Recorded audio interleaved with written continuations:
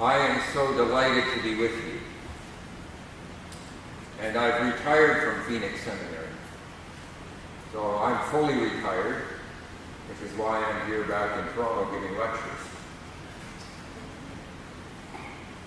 And I'm very grateful for this opportunity to speak to you today.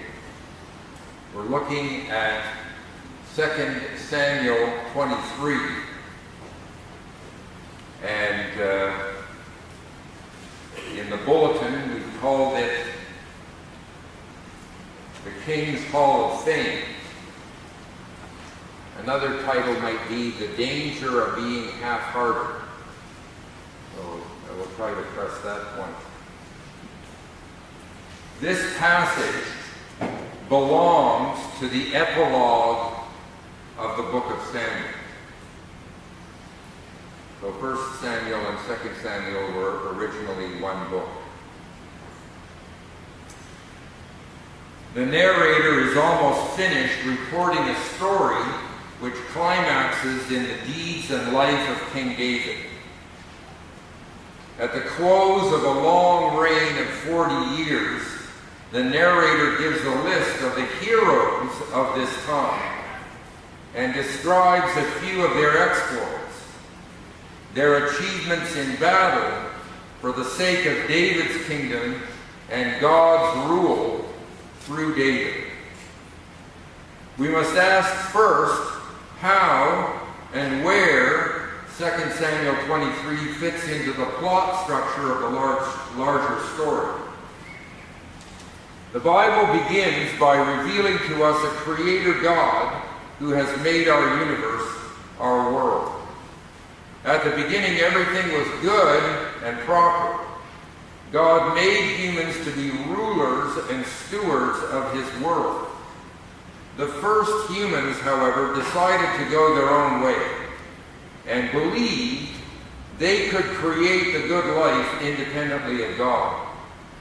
This led to chaos, destruction, and death, which we are still experiencing. God made a new start with Noah and his family, but this too ended up in chaos and the confusion of Babel. Finally, God made his last new start by choosing a man called Abraham, planning that his family should be the means of turning things around.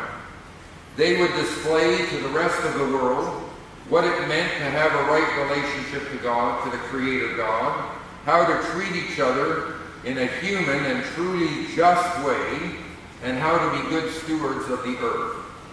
When Abraham's family became a great nation, God made an agreement or covenant with them at Sinai to achieve his plan. This covenant is called the Torah, a word which means instruction. It was his instruction to demonstrate to the world a right relationship to God and truly human ways of treating each other. The period following this, however, shows Israel, the people of God, failing miserably to be a blessing to the nations, and everyone doing what was right in their own eyes. I don't do much driving in Toronto. I drove in Kentucky for 22 years, and the guidelines there seem to be in chaos and confusion. So God gave Israel a king to help administer and enforce the instruction and keep them on track in the covenant that the people had made with God. The first king did not fulfill this role. So now, God brought the man David into the picture. He was anointed king, but had to wait a long time, waiting for God to put him on the throne and use him to establish God's kingdom and rule in Israel and the world at large.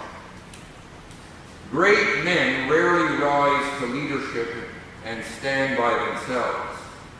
Around a great man are other great men. And women, you may well add, although this passage is focusing mostly on the men. We see this in politics.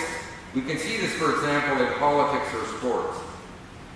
Where would a captain in hockey like Wayne Gretzky be without great players there to pass the puck so that he could score? For every goal, there is an assist. In 2 Samuel 23, 8 to 39, we have a list of heroes from David's kingdom. It is one of two texts in the epilogue to Samuel. And so I just want to talk about the literary structure of the ending of Samuel. If I had known that you had a screen here, I could have put it up on the screen and it would be easier to see. But let me just briefly describe it. There are 6 passages to the epilogue or the ending of 2 Samuel, and they're all in matching pairs. So in chapter 21, verses 1 to 14, we have a story of guilt and suffering, and this is matched at the end, chapter 24, verses 1 to 25, by another story of guilt and suffering. And secondly, in chapter 21, verses 15 to 22, we have a passage on David's heroes, and this is matched in the second to last passage, our passage, chapter 23, verses 8 to 39, another passage on David's heroes. And then in the middle, there are 2 songs. There's a long song in chapter 22, verses 1 to 51, and a short song in chapter 23, verses 1 to 7. So we have 6 sections, the first and the last match, the second and the second to last match, and the third and the third to last in the middle match each other. It's what we call a chiastic structure. So it's important to realize that the passage we're looking at has a matching passage in chapter 21, verses 15 to 22. And 3 of the men who are just listed as names in our passage have stories told about them in 2 Samuel 21, and we have further reason to see why they were included in this list. By way of overview, there are many difficulties in interpreting the text. So most of the books of the Bible in the Old Testament were copied very well. The book of Samuel has a lot of difficulties in the transmission of the text. Some of the difficulties are due to mistakes made by scribes who copied the text down through the centuries of time, from 1000 BC, the time of David, to 1000 AD, the time of our best manuscripts of the Hebrew text. One problem is caused by the similarity of the word 30, and elite officer.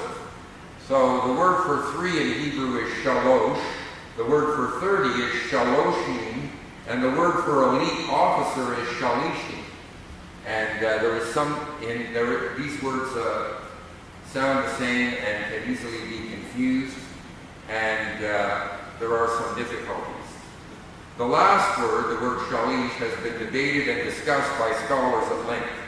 The best analysis is that it is related to the word for 3 and refers to officers in the army, like adjutants or lieutenants. I'm still a Canadian, so I say lieutenant. And these adjutants or lieutenants were third. They were third after the king and his senior officers. So this word for elite officer is also connected to the number 3. It is also not clear whether the number 30 is intended to be exact or a round number for a group whose actual members fluctuated a bit over the years. We'll talk about that in a minute. However, there is a parallel text in 1 Chronicles 11, which helps us uncover some of the mistakes that were made in the transmission of the text. For example, in verses 8 to 12, it tells us that he's going to give us the big 3. This passage focuses around 2 groups, the big 3 and the big 30. in the list of David's heroes. And if you have an English translation, it will tell you that you're dealing with the big three, and then there are only 2 men listed there. But if you look at the parallel passage in 1 Chronicles 11, it lists 3 people in the same spot in the text. This omission is caused by having 2 identical words in the text. And the man who was copying the text, his eye skipped from one word that was the same to the next word that was the same, and he omitted the part in the middle. But I have restored it in the English translation that I have provided for you in the bulletin today. Well, I have studied this text off and on for about 40 years, and I've actually solved almost all of the problems in the text. But there are some things that still elude me. At any rate, we will look at it. Now let's just get an outline of the text. How does the author arrange his material? It's very simple. First of all, we have the big 3, and then we have the big 30. And in between the big 3 and the big 30, there are 2 other groups. There's a famous trio of men who went and got the water from the well in Bethlehem. And their names are not given. So in a moment or two I will tell you why their names are not given. It's interesting, isn't it interesting to be listed in the Hall of Fame and your name is not given? So we have this famous trio, and then we have 2 famous warriors who were outside. They weren't part of the big 3. They weren't good enough to get into the big 3, but they were better than the big 30. 2 army commanders. And you can see those men listed. Abishai, the brother of Joab, is one of them, and Benaiah, the son of Jehoiada, is the other. So we have the big 3, we have the big 30, and in the middle we have the unnamed trio and the 2 famous army commanders. And after the list of 30 men, there's 1 man added, number 31. And this is Uriah the Hittite, who was loyal to David even when he was betrayed by David. Imagine that. All right, let's take a look at this. First of all, we're going to start with the big 3. The big 3. Notice when you're reading the text, it says, these are the names of the heroes devoted to David. We have the first man, Yesh-Baal, the Hachmonite. Then next it says, and after him was Eleazar. Do you see that? After him. And then, when you go down the line, and after him was Shammah, the son of Agee, the Hararite. So here we have a ranking of David's heroes. There's the big 3, there's the big 30, but even if your name is in the big 3, there's still a ranking. There's a number 1, there's a number 2, and there's a number 3. So Yesh-Baal is number 1, and it says, and after him, that means after him in rank. So let's see, Eleazar was number 2, and Shammah was number 3. So even if you rise to the very top, there's still a ranking in the Heroes Hall of Fame. The first guy then, we'll just make some brief comments about each one of these people and try to conclude. We have Yesh-Baal the Hachmonite. Just a quick comment about his name. If you have an English Bible, you see that he's called Yosheb Bashevet, and The word Yeshbaal means man of Baal. And that's not a very cool name for an Israelite who's supposed to be loyal to Yahweh and not to Baal. And so the scribes changed his name to the man of shame. It's very much like, you probably know Mephibosheth. Mephibosheth, that's another example where the scribes changed his name. So his name was Mephibaal, man of Baal, but of course that's not a very good name for someone who's supposed to be totally devoted to Yahweh as the one true God. So the scribes changed it to Mephibosheth, which means man of shame. So they substituted the word shame for the word Baal. So his name was Yeshbaal, and it says that he belonged to the elite corps. So even within David's army, there's an elite corps. There are the Green Berets, there's the Omega Team, there's the Navy SEALs, there's a special forces group within the army. And Yeshbaal belonged to this elite corps, who was like a Green Beret. He was a one-man army. He was swinging his battle axe against 800 at one time. So what an amazing dude. All right, the second person is Eleazar, the son of Dodo, the Ahohite. Eleazar was a man like Yeshbaal, but not quite as great. Notice the phrase, after him. Even those at the top are ranked. And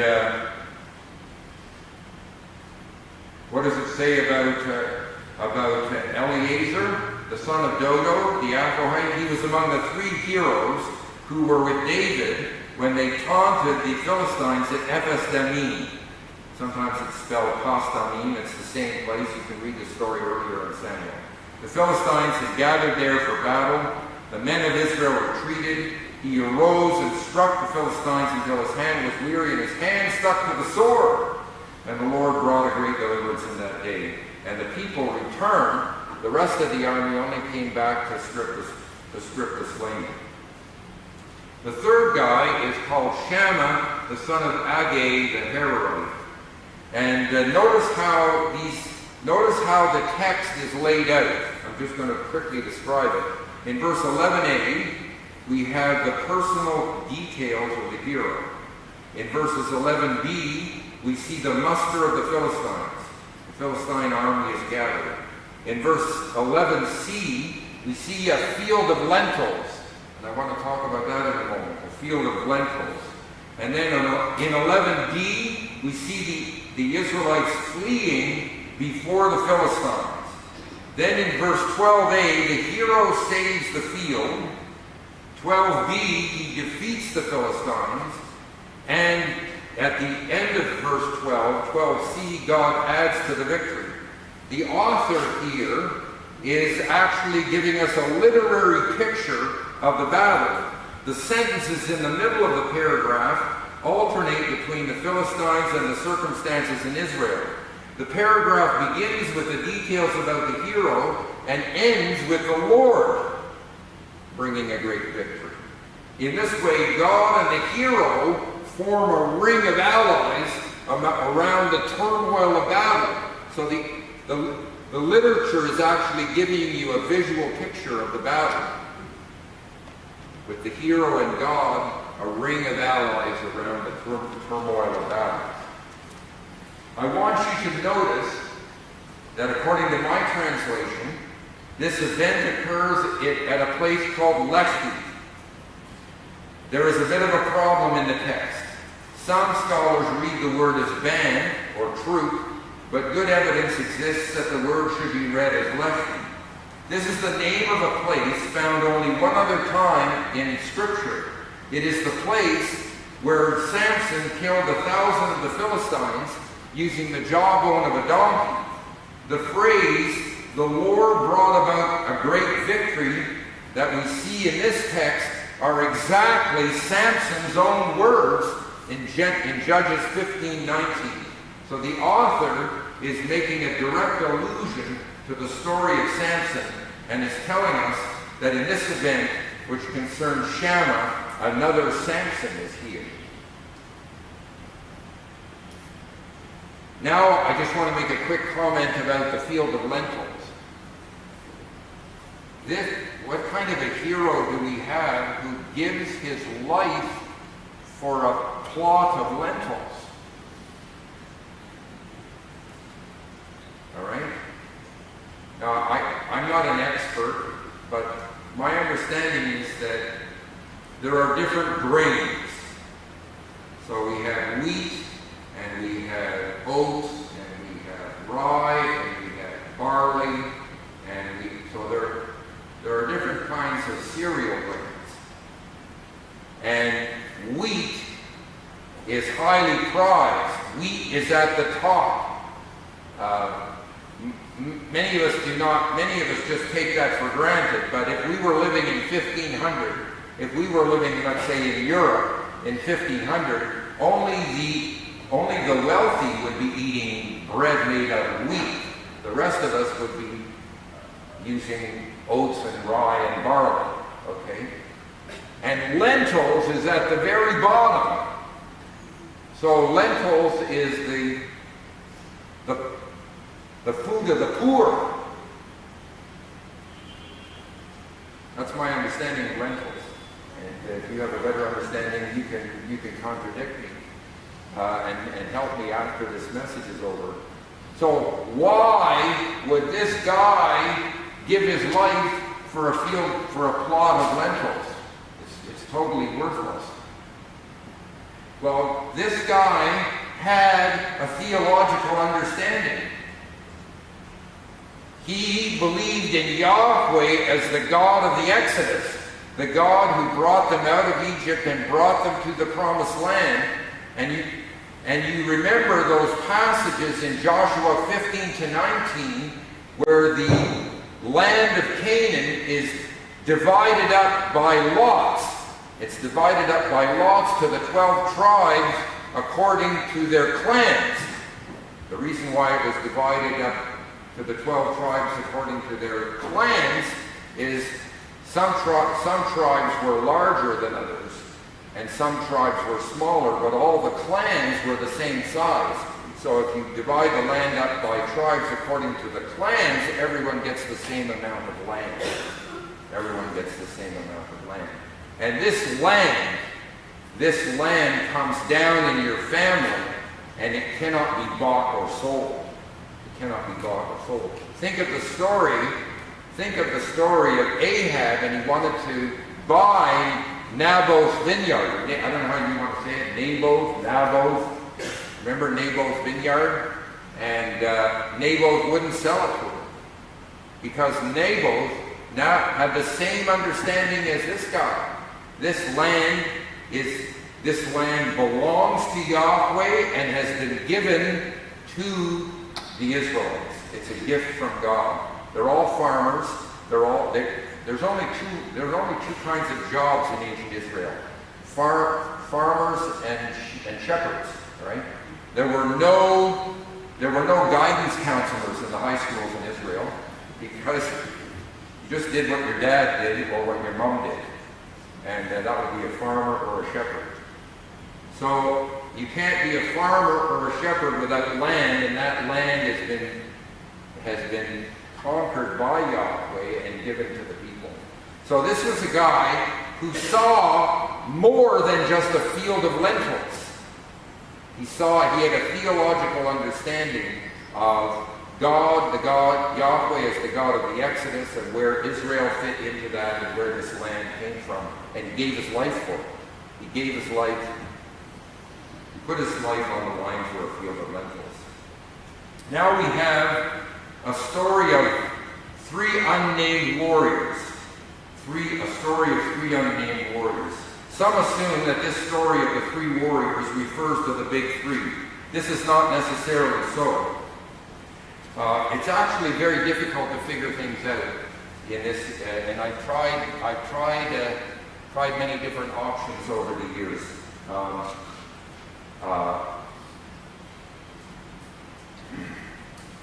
Because at the end he tells me that it adds up to 37, and I won't go into a lot of details, but We have 40 names as far as I can figure out. The big three, the three with David, the three who brought the water, the 30, that's actually 31, but Uriah died.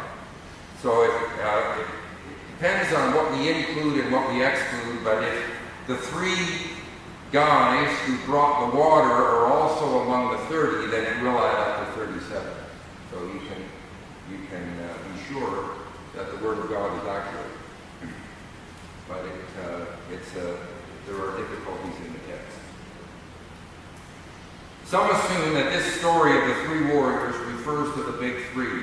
This is not necessarily so. It is more likely that they are a trio of warriors who belong to the big 30 and who were famous and known not as individuals, but as a group.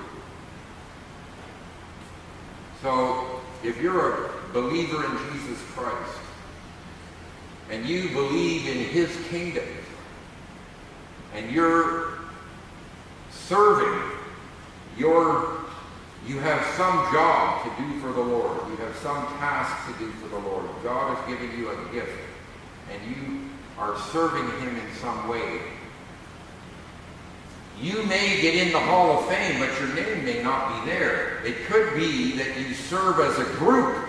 These three men served as a group, and it was the group that was known, not the individuals in the group. David is full of longing. His desire for a drink, however, is not ordinary. The narrator uses direct speech to focus on the extraordinary nature of his thirst. David is thinking of the cistern at the gate of his birthplace and cannot tear himself away from the idea. He is longing for the living water from the true spring. You know how the water from home just tastes better than the water in the city.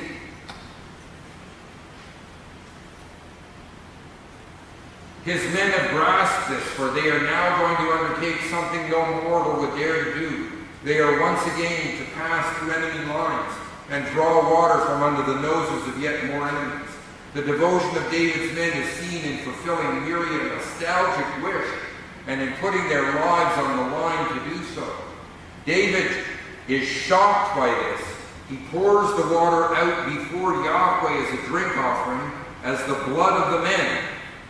This demonstrates not ingratitude on David's part, but a commitment in the face of his men's devotion, not to put their lives at risk recklessly, and to transfer their costly gift to Yahweh, to God.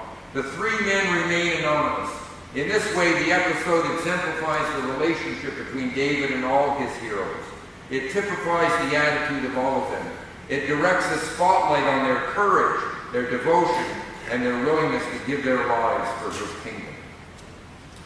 Now we come to two famous warriors who are outside the three, but they're more famous than the 30.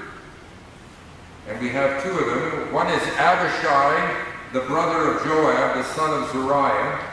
And we see here that when David was pursued so relentlessly by Saul and was cornered, he dared to go down into the camp of Saul. The only one who dared to go along with David was Abishai. And at the end of David's reign, when his son Absalom revolted, Abishai was right there to stand up for the king against the curses of Shimei. Remember how Absalom staged a coup, and David abandoned the city and went out into the desert, and there was this guy Shimei who was cursing the king as he left the city. And Abishai stood up against the curses of Shimei. Abishai was also the leader, trusted to deal with a troublemaker named Sheba. And in 2 Samuel 21, we read of David facing a grisly giant descended from the Rapha, who had a bronze spearhead weighing 300 shekels and also a new sword. There are giants, you know. There are giants in these parts of the world. So if you don't, I will give you my personal testimony. In 2008, I went to the far eastern part of Turkey to try and find a manuscript in a monastery called Mar Gavril. And this monastery, there are Christians worshiping in Syriac, the language of Jesus, in Aramaic. They're worshiping in Syriac, in the language of Jesus. This church has been going continuously since 390. So just over 1,500 years. I know Jarvis Street has a great history, but here's a church with an incredible history. And I tried to join in, but my Syriac wasn't good enough. Anyway, when I came to the airport at Mardin, you can look it up, M-A-R-D-I-N, I saw the tallest man in the world. The tallest man in the world. His name is Sultan Hossein. You can get it, you can look him up in Google. Google Sultan Hossein. He's over 8.5 feet tall. All right? Now, unfortunately, it's a disease where with the pituitary gland and his bone and his body keeps growing. His body keeps growing, and it's very difficult because his muscles aren't able to support the huge bones. Anyhow, you know when you have an airplane, there's the first class, and then there's a break, and then you have the economy, and there's a seat that kind of sticks out in the aisle. That's where they put him so he could put his legs out. So anyway, this David was faced with a grizzly giant from Rapha who had a bronze spearhead weighing 300 shekels and also a new sword. David almost lost his life had not Abishai the hero stepped in to rescue him and kill the giant. And that's in the parallel passage in 2 Samuel 21. Then we come to Benaiah, the son of Jehoiada, from Kabzeel. And here's another amazing soldier who is not quite good enough to get into the big 3, but better than the 30. And there's a woman by the name of Pia Thompson who has written a book about him.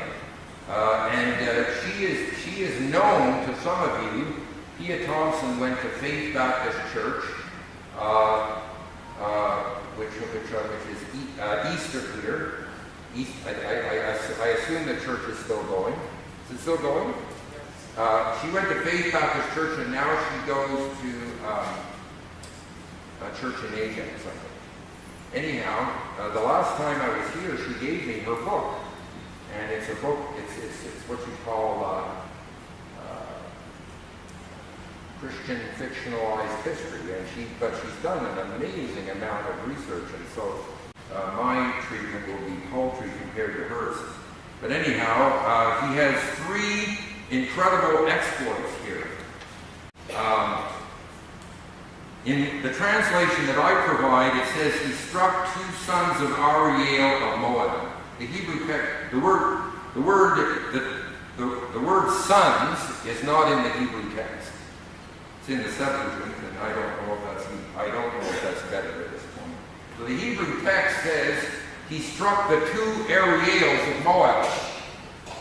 And no one knows what is Ariel.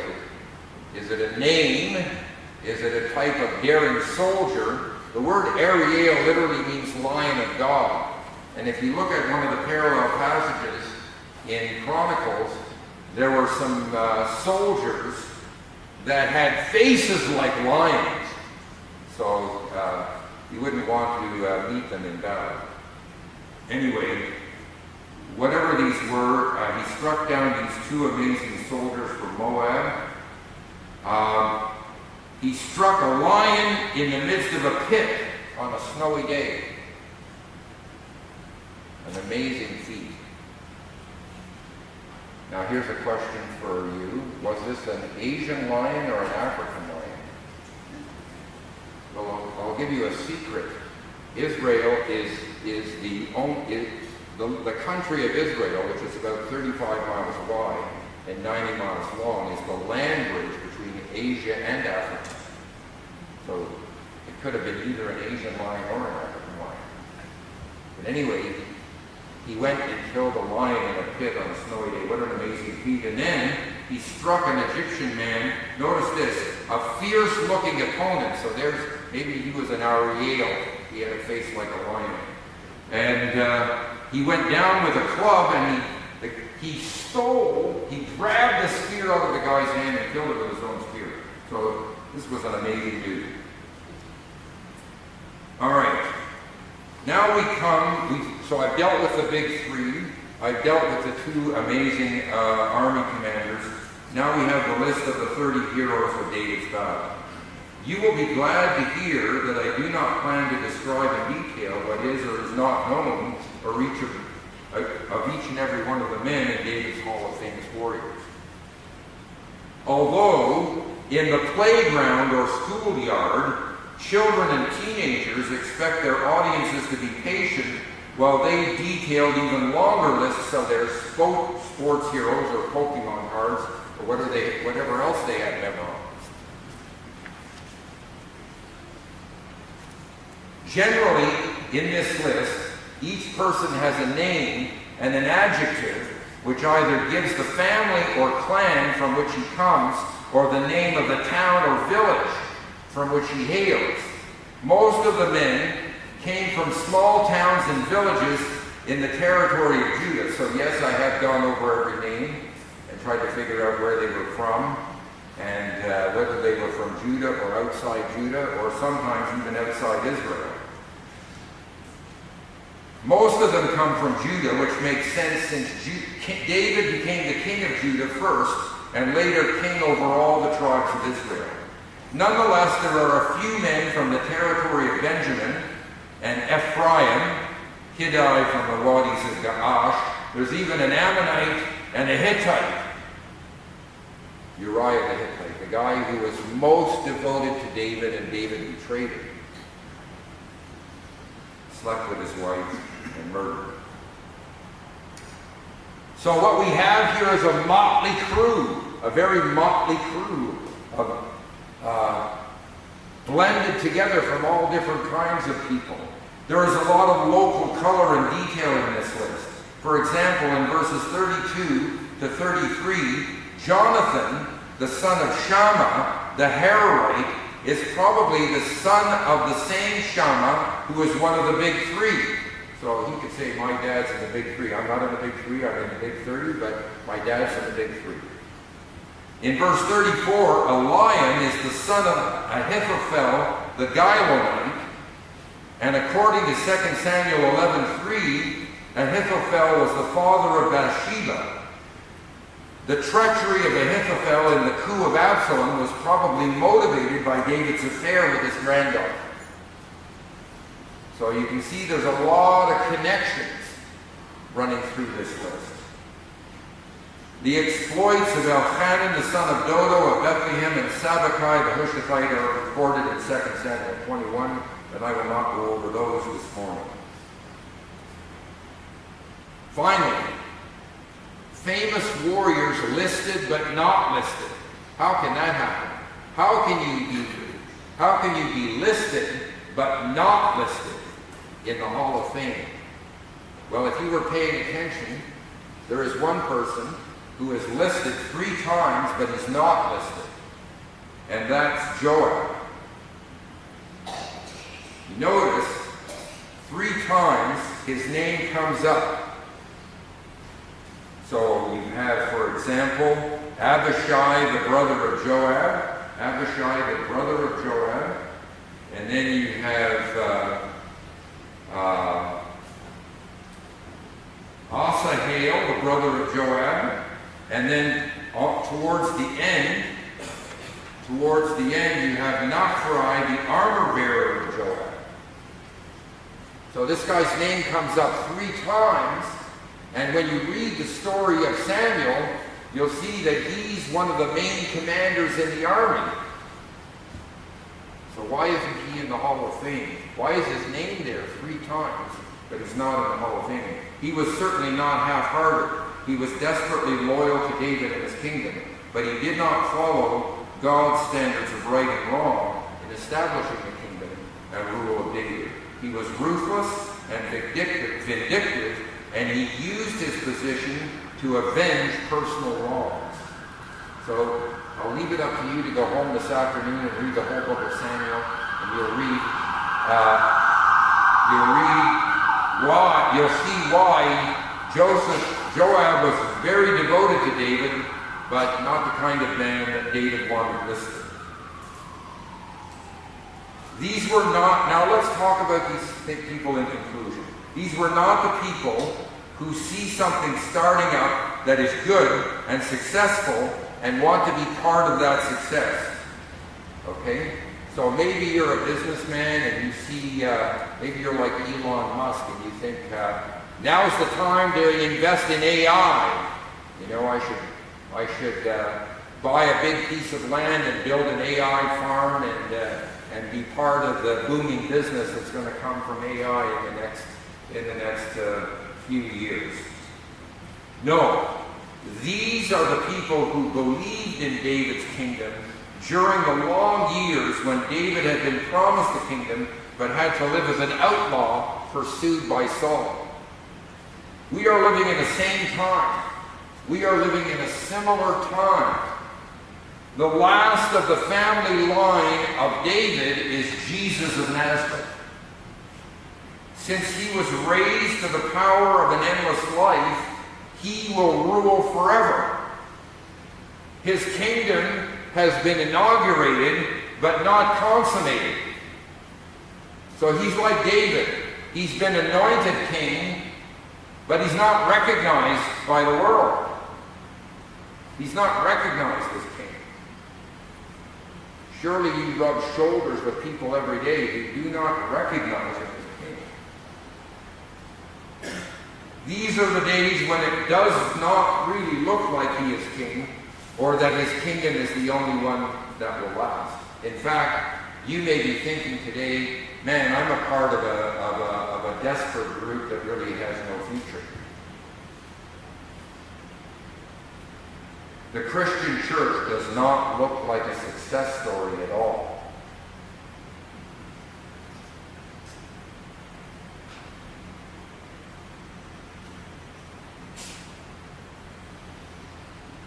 But this is the time to invest and be devoted and to give your 100%. If I had known that I had a screen up here, I would show you a picture. I would show you a picture of Microsoft in 1976. And if you have a smartphone, all you have to do is go to Google Images, and put in Microsoft 1976. And what you'll see is a sad-looking group of hippies with disheveled hair and beards, and they just look like a bunch of tramps. And the question is, would you have invested? Would you have invested in 1976? Well, of course, you'd say, I should have. Think of how wealthy you would be today. Well, that's what 2 Samuel 23 is. It's a group of men who believed in Microsoft 1976, a group of disheveled, ragtag army dudes who were out in the desert and believed in David's kingdom. When all love of power is destroyed forever and all the kingdoms of this world become dust, and the only kingdom which remains and rules is that of Jesus Christ, will you be in the hall of heroes? Because you were in at the beginning, not as an interested onlooker or participant who is trying to put insurance on several things, putting your eggs in different baskets, but as one who gave 100%, who was nothing less than wholehearted. Let us pray. Our Father and our God, we bow before you. We give praise and thanks to you. We thank you today for Jesus of Nazareth. We thank you that he is from the family line of David, and that he has been designated as king by his resurrection from the dead and by his ascension into heaven. And he is beginning right now his rule over the entire universe. And the question is, what is our role in this kingdom? Are we just going to be on the sidelines and say, well, I'm going to check this out and see if this looks like it'll be a success story or not, or are we going to put our 100% in and be listed in the Hall of Fame as people who gave everything for the coming kingdom? Maybe there's someone here this morning who has never put their faith and trust in Jesus Christ. And now is the time to come and believe, because he is the King. He is, according to the book of Revelation, the ruler of the kings of the earth. He is the one who is really in charge. And all of the glorious kingdoms of this world will finally fall into dust and become absolutely nothing. And only his kingdom will remain, because it's a kingdom not based on the love of power, but on the power of love. A love where he sacrificed himself on our behalf. This is the only kind of kingdom that will endure. So I pray that if there is someone here today who hasn't become a follower of Jesus Christ, they would jump in with 100% to the only kingdom that will last. We ask this in Jesus' name. Amen.